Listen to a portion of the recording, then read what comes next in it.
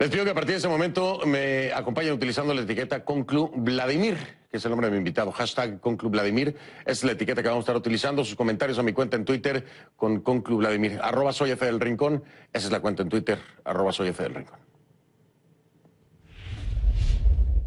Estamos en cumplimiento, no solamente de todos los puntos incluidos en el acuerdo, sino además en amplias garantías para darle tranquilidad y confianza a las venezolanas y los venezolanos en la participación de un proceso electoral que, como siempre, estamos garantizando la integridad del voto y estamos garantizando la transparencia y confiabilidad de un proceso electoral. No hay nada de qué preocuparse, habrá transparencia, garantía del voto y confiabilidad. Ese fue el mensaje de Tibisay Lucena, que es la presidenta del Consejo Nacional Electoral, durante una conferencia de prensa donde informó sobre los preparativos de las elecciones presidenciales adelantadas, que no sé si se van a adelantar más, pero ahora lo hablamos, convocadas por la Asamblea Nacional Constituyente.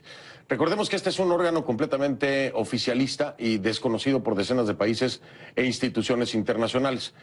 Tibisay Lucena, quien es señalada por el Grupo de Lima, la Organización de los Estados Americanos, la Unión Europea y Estados Unidos como ejecutora de las maniobras electorales del gobierno de Nicolás Maduro, dijo también que entregó a la ONU una solicitud formal para que conforme una comisión de observación electoral. Escuche. El Poder Electoral, por medio del embajador Samuel Moncada, entregó la invitación formal a la Secretaría General de las Naciones Unidas para que se conforme, tal como lo dice el documento, el acuerdo de convivencia, para que se conforme una delegación de acompañamiento y observación electoral. Qué cosa, ¿no? Lucena añadió que tal delegación podría ser liderada por el expresidente del gobierno español, José Luis Rodríguez Zapatero, figura que recientemente ha acompañado los ciclos de diálogo entre gobierno y oposición. Esto a pedido del gobierno venezolano. Un portavoz de Naciones Unidas, sin embargo, negó haber recibido la invitación del Poder Electoral venezolano, añadiendo, que de recibirla se le dará la debida consideración. Recordó además que para poder supervisar los comicios, Naciones Unidas requiere que exista un mandato aprobado por el Consejo de Seguridad o por la Asamblea General de la organización. En fin, Lucena dijo que la invitación a Naciones Unidas buscaba cumplir con el acuerdo de convivencia, esto en referencia al texto que formó parte de las negociaciones entre el gobierno y la oposición venezolana en República Dominicana. Sin embargo, el acuerdo nunca se concretó. Las conversaciones llegaron a un impasse a principios de este mes, cuando la alianza opositora se negó a firmar el acuerdo. Los opositores argumentan que ese acuerdo no satisface las exigencias del pueblo venezolano y que el gobierno rechaza estudiar la propuesta de la oposición. Ahora, el presidente Maduro aceptó en televisión estatal que la oposición nunca firmó el acuerdo. Él, sin embargo, lo firmó de manera unilateral, aunque sin ninguna validez. Bueno, nada más había una firma, hombre. Así lo han señalado los países garantes del proceso, quienes dicen esperan exista otra oportunidad para que las partes vuelvan a dialogar. La convocatoria de elecciones presidenciales adelantada es precisamente parte de la manzana de la discordia entre el gobierno y la oposición. Según la Constitución, las elecciones debían convocarse para finales de este año. Sin embargo, Diosdado Cabello, el número 2 del chavismo, contando con el respaldo del Ejecutivo, propuso adelantar los comicios y el pedido fue aprobado por la Asamblea Constituyente, órgano oficialista plenipotenciario. A ese pedido de Cabello se une a otro que hizo este martes, donde pide además convocar elecciones presidenciales también a los nuevos miembros de la Asamblea Nacional. Escuche. Que el día de las elecciones presidenciales se hagan también elecciones a la Asamblea Nacional. ¿Para qué? Para que comience un nuevo periodo con una Asamblea Nacional 0 kilómetros y un presidente en ejercicio 0 kilómetros del periodo como corresponde. ¿Para qué? Para trabajar juntos por este país. Así. Cabe destacar que la Asamblea Nacional es el único de los 5 poderes del Estado venezolano controlado por la oposición, aunque existe bajo severas limitaciones. El Tribunal Supremo Electoral de Afinidad Oficialista declaró al organismo en desacato y considera todas sus acciones como hechos nulos. El presidente del Parlamento, el opositor Omar Barbosa, rechazó las declaraciones de Cabello, asegurando que el oficialismo nuevamente cae en la vía de la ilegitimidad. Escuche. El gobierno parece que estuviera en la posición de tomar la ruta de la ilegitimidad. Nosotros seguiremos defendiendo la Constitución, la soberanía popular y la lucha por el restablecimiento de la democracia en Venezuela. De tal forma que frente a esas especulaciones que hasta ahora existen, nosotros simplemente le decimos al pueblo de Venezuela que esta Asamblea Nacional, electa legítimamente por nuestro pueblo, no se arrodilla ante los atropellos y ante los intentos de imponer por la fuerza soluciones ilegítimas. Bueno, vamos a hablar de esto y otros temas con mi invitado de esta noche.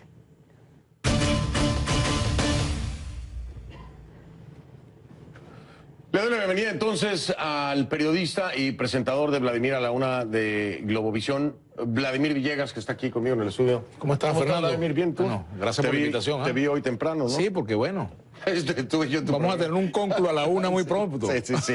Gracias por la invitación también. Gracias a ti por aceptarla. A tu programa, ¿no? Tú sí cumpliste, no como otros, como Jaime Bailey, que no fue para el Bailey. Ya. Pero bueno, ese es asunto de él. Ya te vi en el camerino, en la puerta del camerino de Jaime tocándole. Pero Sí, bueno, hombre. esa es cosa de Jaime Bailey. Así es. Oye, Así es. Hablemos de lo importante. Oye, no quitan el pie del acelerador por parte del gobierno de Nicolás Maduro. Ya viste a Diosdado Cabello. Y embajada, que es lo peor, ¿no? Sí, van a embajada, pero no traen frenos, ¿no? Ahí está el detalle. Ahora vienen con la propuesta de también hacer las legislativas, hermano. Bueno, no me sorprende, esa era como una jugada de laboratorio y no me sorprende que mañana el CNE diga que es posible hacerlas en la misma fecha de las elecciones presidenciales y no hay ningún problema. Cuando en años anteriores o en tiempo anterior, pues dijeron que era muy complicado hacer el referéndum revocatorio y las regionales al mismo tiempo. Entonces, evidentemente que el Consejo Nacional Electoral es muy eficiente a la hora de complacer las peticiones del gobierno, pero cuando se trata de una petición de la oposición, entonces ciertas condiciones aplican, como dice... Como dicen los medicamentos también. Así es. Ciertas condiciones aplican. Tal cual. A ver, dime algo. El gran debate también ha sido si debe participar o no debe participar la oposición. Sí. Ya dijeron, ¿no? La mayoría de los partidos opositores dijeron que no. No nos vamos. ¿Pero Mira, deben o no? Esa es una decisión que los partidos deben tomar. O sea, si tú me preguntas si yo voy a ser candidato presidencial, en mi caso, por ejemplo, que no está planteado, en unas condiciones de desigualdad, pues seguramente yo no querría competir de esa manera. Ahora, el problema para la oposición es tomar una sola decisión. Cualquier decisión que tome y se ejecute por separado es dañina para la oposición. Es decir, ir, pero unos van y otros no van, o decidir no ir y otros se lanzan, evidentemente que cumple el objetivo que el gobierno quiere, que es dividir a la oposición. Entonces, claro, ahí está el detalle. Si tú fuiste a unas negociaciones en México, en República Dominicana, y planteabas algún conjunto de exigencias y esas exigencias no se dieron, pues la decisión de ir a las elecciones luce contradictoria con ese reclamo.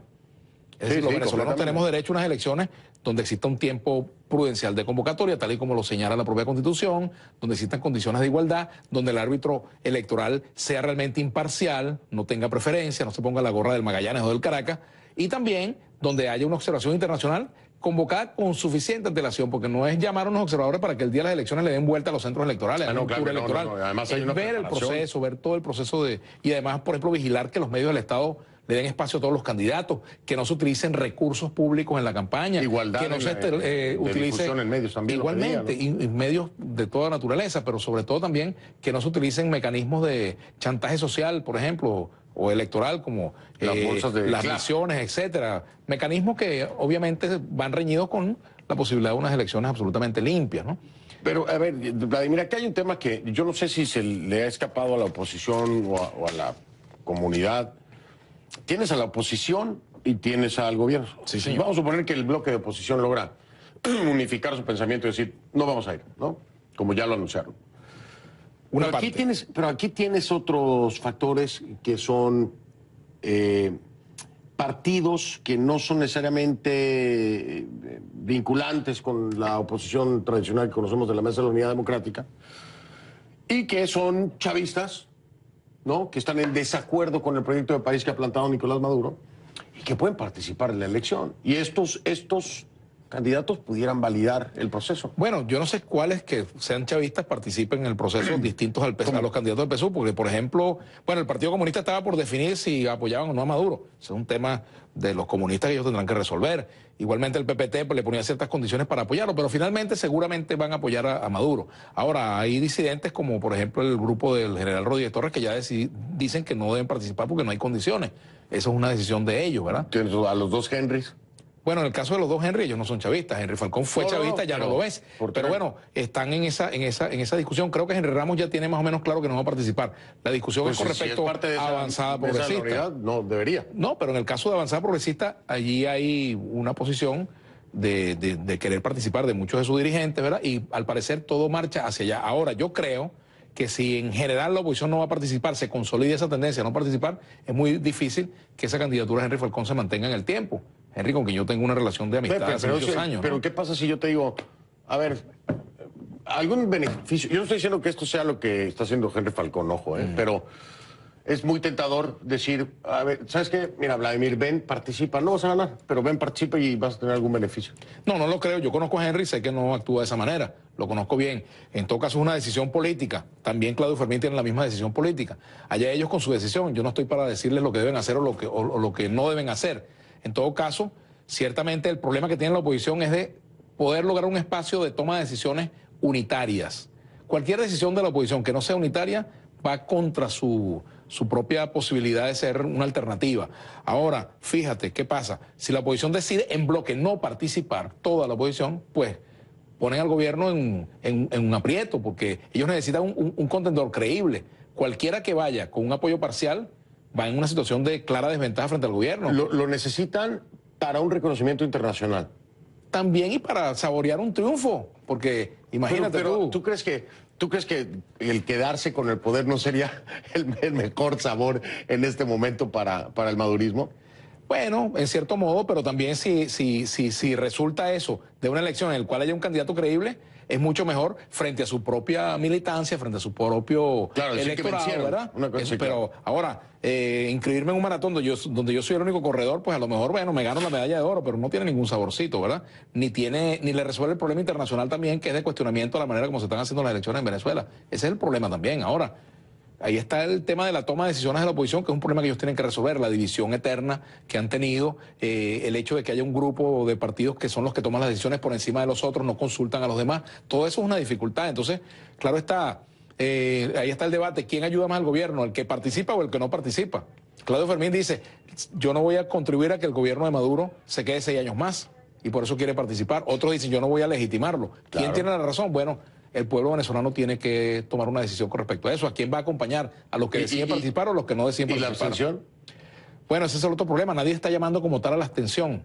Están llamando a una participación, algunos de cuestionamiento a las elecciones, y otros están llamando a votar. Pero hasta ahora yo no he visto un llamado como tal a la abstención, porque la abstención ha sido muy mala consejera también de la oposición. Y se ha traducido en derrotas. Por ejemplo, ahí está el examen de lo que pasó en las elecciones municipales, pero también está el examen de lo que pasó en el año 2005. O sea, cuando la oposición ha optado por la abstención como tal, le ha ido muy mal. Muy mal. Ahora, el tema está en cómo competir en estas elecciones en situación más o menos de ventaja. Lo otro es también el cómo convencer a la masa opositora o a la masa de electores que no creen en elecciones. Si tú logras movilizar a ese electorado, pues a lo mejor con todas esas condiciones que ha fijado el CNE, puedes ganar Pero la tendría que oposición. ser, claro, aplastar. Pero tienes que mover entonces tus músculos. El problema está en que las mediciones... En este momento no hay cohesión para lograr ese movimiento. Claro, eso no es un problema del gobierno, es un problema de la oposición. Claro. El gobierno no tiene por qué resolver ese problema de la oposición. Hay un problema de la dirigencia opositora que ella tiene que resolver. Pero es obvio que también hay un tema de condiciones, ¿verdad? Sí, bueno, esas están planteadas desde antes. Bueno, desde hace ir mucho al tiempo, diálogo. ¿no? Y además está la Constitución que señala los lapsos. Déjame ir a pausa, ¿no? Sí, claro. Y regreso. Pero preguntarte, vamos a irnos al escenario de que las elecciones van a ocurrir, les guste o no a la oposición, a la comunidad internacional o no. Llegan las elecciones. ¿Qué pasa el día después, Vladimir? ¿Qué debería hacer la oposición al día después? ¿Qué debería hacer la comunidad internacional al día después? ¿Qué deberían de hacer los venezolanos al día después? Vamos así a futurear y me dices qué piensas, ¿no? Así tengo chance de pensarlo. Ok, sí, yo sé. Por eso te di la pausa. Ah, sí. Ya regreso entonces.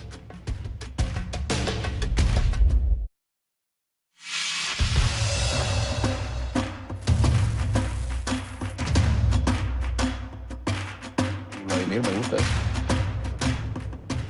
¿Le gustó el hashtag a Vladimir? Tómale foto. Sí, con Club Vladimir, sí. Sí, ahí. Bueno, ahorita te mando el gráfico después de Sí, está Club muy bien. Vladimir. Está muy bien. Estamos al aire. Vamos a futurear. Vamos a futurear. Vamos a futurear. ¿Ya la pensaste o no? Sí, la pensé, me recordé de Al día siguiente, Yogi Berra. the day after, el día después. De Yogi Berra, me recordé. El juego no termina hasta que se acaba. hasta la U27. Es decir, ese juego no termina el 22 de abril. Esta situación, las elecciones no van a resolver la crisis venezolana, la crisis de gobernabilidad, la crisis de exclusión, la crisis de hambre, de miseria, de pobreza, de debilidad del bolívar, de inflación, de hiperinflación, de falta de medicamentos, del problema que tenemos de migración, los problemas fronterizos que tenemos con Colombia, con Brasil, producto de la migración, del éxodo. Esos problemas no se resuelven con la elección, se resuelven con un cambio de política. Y ojalá el presidente Maduro pudiera tomar esos cambios. No lo ha hecho hasta ahora. No ha querido, no ha podido, es prisionero del entorno, de chantaje ideológico, o en todo caso, lo cierto es que el resultado concreto es que Venezuela ha vivido una situación de empobrecimiento producto de una política económica, bueno, terrorífica. Bueno, ¿y cómo ves lo del Petro hoy? Bueno, mira, en primer lugar, la propia Constitución señala que no se puede, digamos, empeñar o colocar como garantía los recursos naturales que tiene Venezuela. Y entonces, ¿cómo es eso una moneda que está afianzada en las riquezas naturales de Venezuela? Eso no se ha explicado bien. Y hay que ver con qué se come eso, como diría el personaje ya fallecido. El único que entiende eso de las criptomonedas es Javier Serviá. Sí, yo no lo entiendo. Yo tampoco lo veo claro y me explica. No lo entiendo bien y realmente es una especie de charada china. Yo no la termino de entender. Bueno, ahí tienes. Es otra política económica. Tú dices, yo no soy las elecciones no van a arreglar la situación del país. No lo van a resolver. Pero los venezolanos al día siguiente... Lo que tiene que haber unas elecciones de acuerdo como lo dice la Constitución. Por eso, pero Vladimir, si no las hay, ¿qué puede hacer entonces el venezolano? Olvídate ya de la oposición. Esos venezolanos que tú me dices que no pueden conseguir medicinas, que tienen un desabastecimiento de alimentos, que les cortan la luz a cada rato. Pero esos venezolanos necesitan que son víctimas tener de la una respuesta. Y esa respuesta debería darla el gobierno. ¿Cómo dar esa respuesta? Con políticas económicas, pero no se las con rectificación. No se las ha dado. ¿Cómo va a salir de y el otro problema es que tampoco... la que estás ahorita? Bueno, imagínate tú. Esa es la gran tarea. Ahora, con la misma política que tenemos, con un señor que viene de España, llamado de apellido Serrano, que ha impuesto una política económica, yo diría, atávica, bueno, completamente dogmática e inútil, pues yo no veo que vayamos a resolver los problemas de Venezuela. Aquí hace falta un cambio en la conducción económica y en el propio gabinete del presidente Maduro. Yo sé porque he hablado con gente que ha estado en el gabinete, ya no está, algunos de ellos siguen teniendo algunas posiciones. Bueno, no han estado de acuerdo con esa política, pero no ha sido escuchado el llamado a rectificar. El propio Maduro pidió un apoyo de UNASUR, un equipo encabezado por el doctor Francisco Rodríguez, le presentó un conjunto de propuestas de rectificaciones económicas y el gobierno hasta ahora no las ha hecho. Hasta ahora las medidas que se han tomado, por ejemplo, la eliminación del control de cambios o la unificación del tipo de cambio, ¿verdad? Por ejemplo, abrir... Ni parece que las vaya a tomar, ¿eh? Pareciera que no las va a tomar. Él ha prometido, una de sus promesas, fíjate tú, ha sido que él va a producir cambios en la economía una vez que gane y que va a relanzar el modelo económico. Pero yo pregunto, ¿por qué no lo hace de una vez? Pero no, oye, pero espérate, primero mejor aclarar si los cambios económicos van a ser para mejorar o va a ser para... Bueno, debería ser para mejorar. Los cambios económicos, porque él puede cambiar de economía. Puede estar peor, puede estar peor. Claro. Puede estar peor, obviamente. Claro. Pero se supone que debería ser para mejorar. Y yo, mira que, como tú muy bien lo sabes, yo estudié con el presidente Maduro en el liceo, estuvimos juntos en la Constituyente, estuvimos juntos en la Cancillería, yo fui su viceministro de Relaciones Exteriores. Caramba, yo lo llamaría a la reflexión y a la rectificación. Yo sé que puede lucir tarde. ¿Ya no te ha dado chance de hablar con él? No, tengo mucho tiempo que no... ¿Pero has querido? No, yo no he buscado hablar con él, pero siempre he estado abierto a hablar con él y con cualquiera. Yo no me niego a hablar. Lo que sí pido es que Venezuela pueda tener una luz que le indique que hay una posibilidad de rectificación, de cambio, que vamos a superar esto de tener venezolanos comiendo de la basura. Yo no sé si el presidente Maduro los ha visto, pero yo sí los he visto, ¿verdad? Y entonces ese es el problema central que tenemos los venezolanos. ¿Cómo atacar ese problema? ¿Cómo hacer para que los venezolanos vuelvan a ver a Venezuela como una posibilidad de tener futuro? Esos muchachos que se han venido al exterior, que regresen, claro, los que están saliendo por Cúcuta, los que están saliendo por Brasil, que quieran regresar. Mira, ya las despedidas no son en el aeropuerto de Maiquetía mayoritariamente, Fernando. No, ya no. Son en los terminales de autobús, sí, los terminales donde de se va la gente de menores recursos. ¿Ves? Entonces no puede decir que el que se va es enemigo de la patria o es un burgués que se está yendo, un escuálido, no. Hasta la gente pobre está buscando de cómo irse. Y entonces un gobierno, yo creo que la peor evaluación que pueda tener un gobierno es que la gente se vaya. Imagínate. Eso habla todo de la falta de oportunidades. Eso habla todo y la falta de proyecto de país. ¿Cuánto tiempo nos queda más o menos? Porque quiero preguntarle algo a 1:30. Te pregunto. ¿Ya todo bien con Ernesto, con tu hermano? No, bien. Nosotros tenemos nuestra diferencia, pero somos hermanos, nos hablamos. Pero ya no hablan de política, ¿no? Poco, muy poco. Mejor, ¿no? Bueno, mejor, tenemos tantos temas que hablar como Y de familia, política, de religión y de fútbol mejor ni hablar. No, de fútbol a veces hablamos, pero no le gusta el fútbol. El béisbol, ¿no? Tampoco le gusta mucho el deporte, pero en todo caso, No, pero ya bien. Mis problemas no son con mi hermano, ni hablo de mi hermano, yo hablo con mi hermano. Claro, ¿no? pero Mis sí, problemas yo lo son, bueno, con las diferencias que tenemos, que son naturales y bien bueno que existan. Lo importante es que las podamos procesar. Y en ese sentido, mira, él asume las consecuencias de sus decisiones, de lo que dice y de lo que hace, y yo también asumo las consecuencias de mis decisiones, claro. de lo que digo y de lo que hago. Eso es lo que debe ocurrir. Ahora, jamás lo insultaré en público, ni diré que está loco cual cosa, porque... Ni esperamos eso. No, ya Digo, eso conociéndote, no lo esperaría vamos nunca. a hacer. Creo que tenemos ya la suficiente madurez como para decirnos las cosas que querramos decirnos. Y bueno, de política tenemos tiempo que no hablamos, ¿no? Qué bueno. De aquí le mando un saludo a él y a todos mis hermanos, ¿no? Oye, me tengo que despedir. Te lo voy a decir de nuevo. ¿Estás seguro que te van a dejar sacar la entrevista que me hiciste? Pero hermano, claro que sí. ¿Sí? Conclu a la 1. Conclu a la 1 va a ser la etiqueta ese día. Claro, por supuesto, ¿ah? Todavía no tienes fecha, eso sí. No te sientas arrinconado, Fernando. Vas a salir en Globovisión. Yo estuve muy a gusto. Estuviste muy a A ver si gusto. no te rinconan a ti para sacar la No, entrevista. chico, yo también Oye, estoy muy a me gusto. pasas la fecha para avisar. Pero por supuesto que sí. ¿No? Así es. La próxima espero Nos poder vemos a la ir 1 a la con 1 Vladimir y en Globovisión. Y a las 10. También. También. Por supuesto. Con Vladimir también. Muchas gracias, Fernando. Gracias, Vladimir. Oiga, voy a hacer una pausa. Despido a mi invitado Vladimir Villegas, periodista venezolano. También es constituyentista, de la de 1999. Así es. Ya regreso.